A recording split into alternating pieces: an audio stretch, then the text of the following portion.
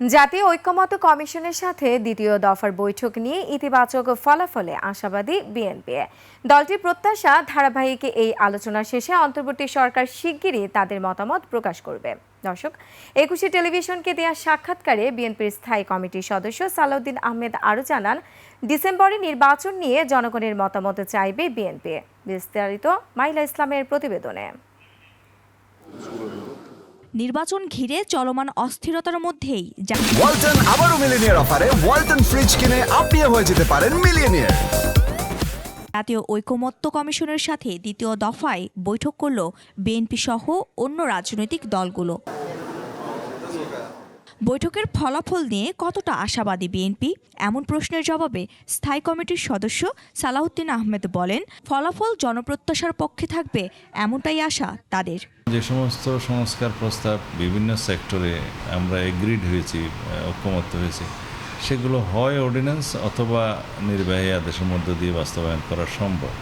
তো সুতরাং নির্বাচনমুখী যে সমস্ত সংস্কার প্রয়োজন সেগুলো আগে চিহ্নিত করে যদি আমরা সংস্কারগুলো করে ফেলতে পারি, তো ডিসেম্বর নয় আরও আগেই নির্বাচন দেওয়া যায়।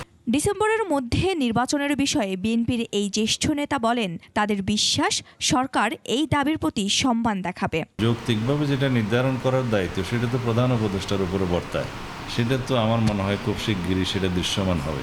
আমরা তো রোড ম্যাপ চেয়েছি, নির্বাচন তো সময় মতো হবে, নির্বাচনের রোড ম্যাপটা তো এখনই দেওয়া যায়।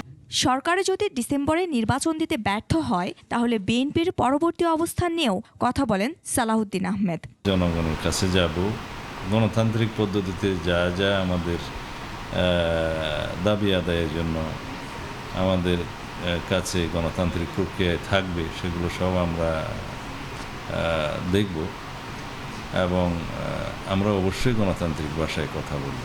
নতুন বাংলাদেশ বিনির্মাণের লক্ষ্যে গত 15 ফেব্রুয়ারি থেকে রাজনৈতিক দলগুলোর সাথে জাতীয় ঐকমত্য কমিশনের সংলাপ শুরু হয়। মাহিলা ইসলাম, 21 টেলিভিশন, ঢাকা।